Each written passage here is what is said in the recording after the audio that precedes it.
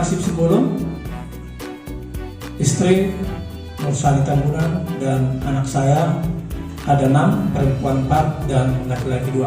Saya lahir pada tahun 1976 dan terpilih menjadi anggota DPRD tahun 2004 pada umur 27 tahun dan dilantik pada umur 28 tahun.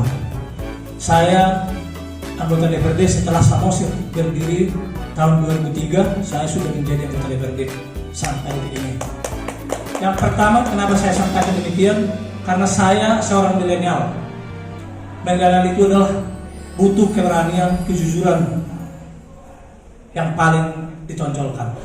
Karena saya belajar dari tahun 2004 duduk menjadi anggota DPRD karena keberanian.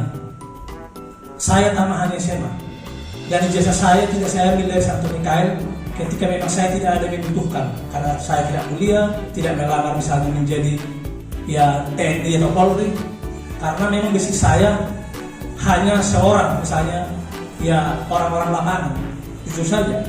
Tetapi peluang itu pada tahun 2014 pada pemilu saya ada ruang, ada kesempatan, karena seorang warga negara Indonesia itu berhak dicalonkan dan mencalonkan.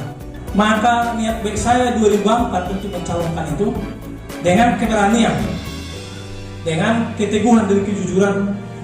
Saya pada waktu pencalonan aspirasi saya, pada waktu pencalonan baru saya mengambil ijazah saya dari Santo Mikael.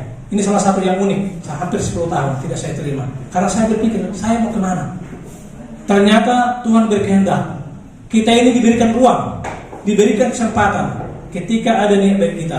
Ini jelas saya sampaikan, kenapa saya tertarik pada acara ini. Ini ada yang kaum milenial atau ada saya, ini ke depan, supaya dalam pesta demokrasi ke depan jangan ada misalnya pesimis, kita harus optimis, karena ke depan lebih baik daripada hari ini. Itu tujuan kita yang sama.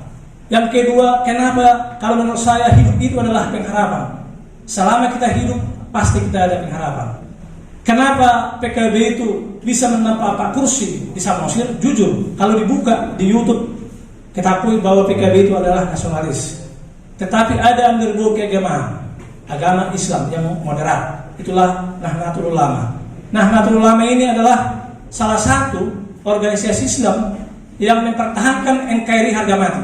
Yang kedua, kenapa PKB itu bisa 4 kursi? Saya seorang milenial, seorang masih muda, masih 44 tahun sekarang, sudah 4 periode menjadi anggota DPRD. Bahkan periode yang terakhir ini Tuhan memberikan menjadi wakil ketua DPRD Samosir. Harapan kami kepada kita bersama, khususnya kaum milenial, supaya kita ke depan berani mengatakan yang sebenarnya, tidak perlu pesimis. Seperti apa kita sekarang, kita syukuri. Tapi ketika Bapak Ibu nanti sekalian atau adik kami sekalian mau mencalonkan menjadi anggota DPRD, kalau orang tua kita atau orang kita tidak ada 2 miliar, yakinlah maka tidak akan terpilih. Ini seharusnya bagi adik-adik sekalian lakukan sosialisasi terhadap masyarakat, terhadap orang tua kita. Boleh, kalau ada diberikan boleh, kita terima.